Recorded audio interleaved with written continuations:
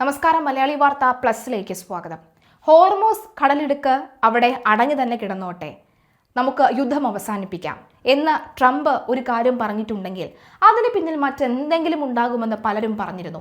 ഇപ്പോഴത്തെ ആ പ്രഖ്യാപനത്തിന് ശേഷം ട്രംപ് പുറത്തുവിട്ടിരിക്കുന്ന ചിത്രങ്ങൾ തന്നെയാണ് ഭയാനകമാകുന്നത്.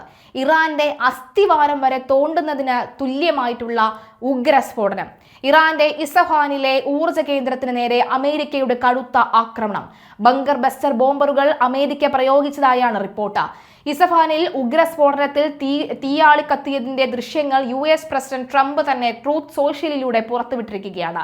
അടിക്കുറിപ്പുകളൊന്നുമില്ലാതെയാണ് ട്രംപ് ഈ വീഡിയോ പങ്കുവച്ചിരിക്കുന്നത്.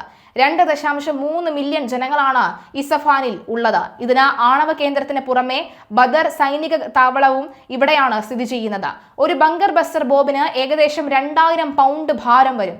ഇതിന് പുറമെ ഭൂമി തുളച്ചു കയറുന്ന വിവിധ ഇനം ബോംബുകളും അമേരിക്ക പ്രയോഗിച്ചതായി റിപ്പോർട്ടുകളുണ്ട്.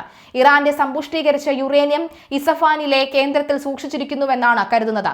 കഴിഞ്ഞ ജൂണിൽ അമേരിക്ക ആക്രമണം നടത്തിയപ്പോഴും ഇസ്ഫഹാനിൽ ബോംബിട്ടിരുന്നു. B-2 വിമാനങ്ങളാണ് ബങ്കർ ബസ്റ്റർ ബോംബ് വർഷിക്കാൻ ഉപയോഗിച്ചതെന്നാണ് കരുതുന്നത്. ഭൂഗർഭ അറകളിൽ സൂക്ഷിച്ചിരിക്കുന്ന യുറേനിയം നശിപ്പിച്ചു കളയുക എന്ന ലക്ഷ്യത്തോടു കൂടിയാണ് ബങ്കർ ബസ്റ്റർ അമേരിക്ക പ്രയോഗിച്ചതെന്നാണ് കരുതുന്നത്. ലോകത്ത് ഇന്നുവരെ നിർമ്മിക്കപ്പെട്ടിട്ടുള്ളതിൽ വെച്ച് ഏറ്റവും സാങ്കേതിക മികവുള്ള വിമാനം കൂടിയാണ് B-2.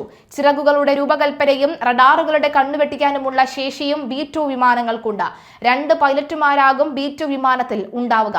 പരമാവധി 3,36,500 IBS ഭാരം വഹിച്ചു പറക്കാനും ഇവയ്ക്ക് കഴിയും. ഓപ്പറേഷൻ മിഡ്നൈറ്റ് ഹാമറിൽ 7 B-2 വിമാനങ്ങളാണ് അമേരിക്കൻ സൈന്യം ഉപയോഗിക്കുന്നത്. ഇതിൽ നിന്നായി 14 ബങ്കർ ബസ്റ്റർ ബോംബുകളും വിക്ഷേപിച്ചു. ഫോർഡോ, നദാൻസ്, ഇസഫാർ എന്നിവിടങ്ങളിലാണ് US അന്ന് ബങ്കർ ബസ്റ്റർ പ്രയോഗിച്ചത്. യുദ്ധം അവസാനിപ്പിക്കാൻ അടുത്തു തന്നെ ഒരു കരാറിലെത്തിയില്ല എങ്കിൽ ഇറാന്റെ ഖാർഗ് ദ്വീപ് ഉൾപ്പെടെയുള്ളവ തകർക്കുമെന്ന് ഇതിനുശേഷം ട്രംപ് ഭീഷണിപ്പെടുത്തി. ഇറാനിലെ പുതിയതും വിവേകപൂർണവുമായ ഭരണകൂടവുമായി ചർച്ചകൾ നടത്തിയിരിക്കവെയാണ് എന്നും അദ്ദേഹം സോഷ്യൽ പ്ലാറ്റ്ഫോമിൽ കുറിച്ചിട്ടുണ്ട്. മാത്രമല്ല, ഹോർമോസ് കടലിടുക്ക് ഉടൻ വ്യാപാരത്തിന് തുറന്നു കൊടുക്കുന്നില്ലെങ്കിൽ ഇറാന്റെ വൈദ്യുത നിലയങ്ങൾ, എണ്ണക്കിണറുകൾ, ഖാർഗ് ദ്വീപ് ശുദ്ധീകരണ പ്ലാന്റുകൾ എന്നിവ പൂർണ്ണമായി നശിപ്പിക്കുമെന്നാണ് ട്രംപിന്റെ മുന്നറിയിപ്പ്. കഴിഞ്ഞ 47 വർഷമായി ഇറാൻ ഭരണകൂടം അമേരിക്കൻ സൈനികരടക്കമുള്ളവരെ കൊലപ്പെടുത്തിയതിനുള്ള പ്രതികാരമായിരിക്കും ഇതെന്നും അദ്ദേഹം പറയുകയാണ്. പാകിസ്ഥാൻ മധ്യസ്ഥ വഹിച്ച US കഴിഞ്ഞ ആഴ്ച അറിയിച്ച 15-ന് വെടിനിർത്തൽ നിർദ്ദേശം ഇറാൻ നിരസിച്ചിരുന്നു.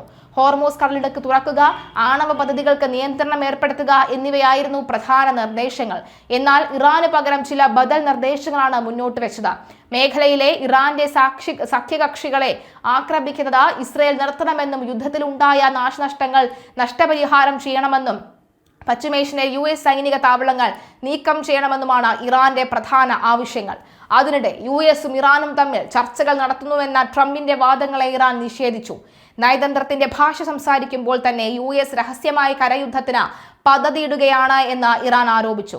ഹോർമോസ് കടലിടുക്ക് തുറക്കാൻ ഇറാനെ സമ്മർദ്ദത്തിലാക്കുന്നതിനായി ഖാർഗ് ദ്വീപ് ഉപയോഗിക്കാനോ കൈവശപ്പെടുത്താനോ ഉള്ള നീക്കത്തിലാണ് US എന്നും റിപ്പോർട്ടുകൾ ഉണ്ട്.